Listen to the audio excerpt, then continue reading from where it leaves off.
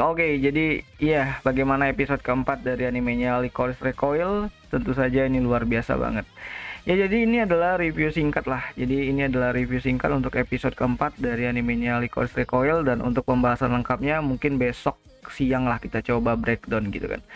Nah jadi ya awalnya aku kira episode keempat ini bakalan happy-happy aja, karena memang 70% dari animenya itu tentang si Takina sama si Chisato yang jalan-jalan beli baju baru gitu kan, dan merubah penampilan dari si Takina. Dan ya hal yang paling menarik di episode keempat ini adalah mengenai Takina yang bisa tersenyum dengan sangat luar biasa tulusnya gitu.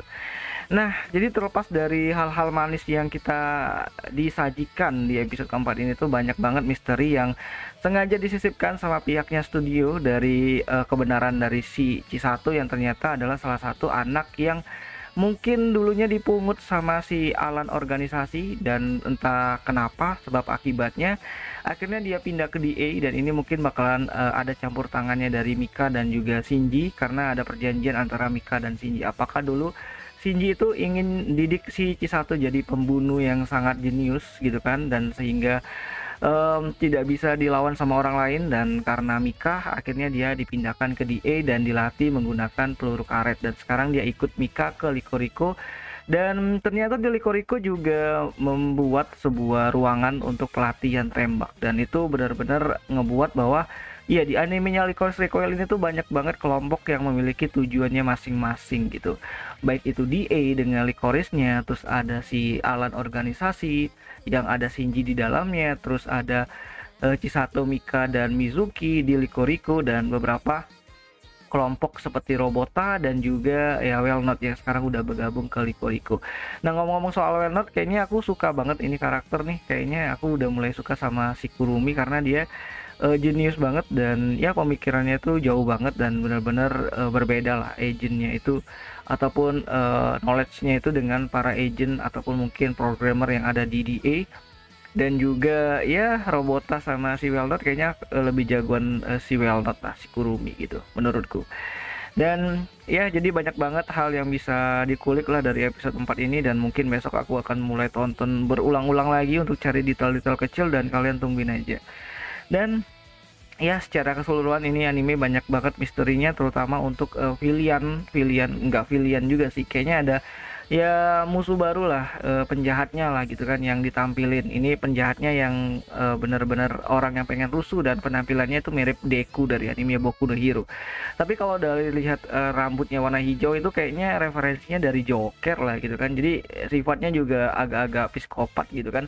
Apakah nanti si orang yang mirip Joker ini bakalan gabung ke Robota, karena Robota udah coba kontak dia tapi malah di apa ya, bisa dibilang tuh nggak diladenin lah, karena si rambut hijau ini tuh kayaknya punya misi lagi buat bisa apa ya, ngebuat kehebohan lah gitu kan, kehebohan atau keributan di Jepang gitu kan, karena percobaannya yang pertama di stasiun bawah tanah itu ternyata gagal, jadi beritanya itu dianggap kecelakaan, dan ya dia pengen buat hal ataupun sebuah kejadian yang lebih besar lagi agar para masyarakat itu tahulah keberadaan ya. Ini mirip-mirip ya teroris lah gitu kan, yang apa ya, kerjaan tuh nakut-nakutin gitu kan, dan pengen buat suatu keributan di tengah masyarakat yang damai. Nah, menariknya di sini apa ya, Chisato sama Takina itu nggak jadi ke TKP karena mereka nggak pakai seragam Licorice, dan ya apa ya, kayaknya si Chisato ini tuh kayaknya nggak peduli amat sama DA dan para Licorice-nya. Kayaknya dia punya misinya sendiri dan tujuannya sendiri, yaitu ketemu orang yang mungkin sedang dia cari, yaitu Shinji gitu kan, walaupun dia kata Mika tuh ketemunya cuma sekali, dan dia punya kalung Alan Organization. Jadi ya ini menarik banget untuk dibahas nantinya. Dan ya, jadi bagian mana yang kalian suka, bagian si Takina atau bagiannya si penjahatnya yang mirip Deku itu, atau bagian si Kurumi? Kalau aku sih bagian Kurumi ya, dia jago banget gitu kan, apalagi di awal-awal kan mereka main gamenya tuh game apa ya, VR shooter gitu kan, jadi kayak ya ada chicken dinnernya, ini referensinya dari PUBG lah gitu kan, dan ternyata Fuki yang main sama si Tato gitu. Dan ya di awal juga kita bisa sedikit mempunyai apa ya, sebuah apa ya, opening atau teori yang ternyata ya Cisatu tuh nggak jago dalam hal menembak, makanya akurasi tuh jagonya lebih ke Takina seperti yang kita duga sebelumnya. Tapi ya nantilah kita coba bahas lagi, yang penting ini keren banget sih episode 4 nih, benar-benar walaupun dikemas dengan episode yang diduga adalah episode yang manis-manis dan penuh senyum, ternyata tuh banyak banget hal-hal yang disisipkan.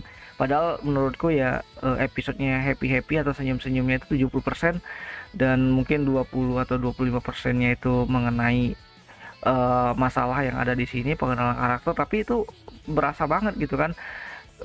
Mika juga punya masalah lalu yang mungkin patut dicurigai gitu kan, juga Burumi yang jago banget bikin 3D mark dan simulasi mengenai perdagangan senjata tersebut gitu kan. Dan ya ini menarik banget sih masa lalu dari C1 dan kejadian di tower radio 10 tahun yang lalu tuh apa aja gitu kan, karena Takina tanya kenapa dia pakai peluru karet aja tuh masih ngeles C1-nya gitu.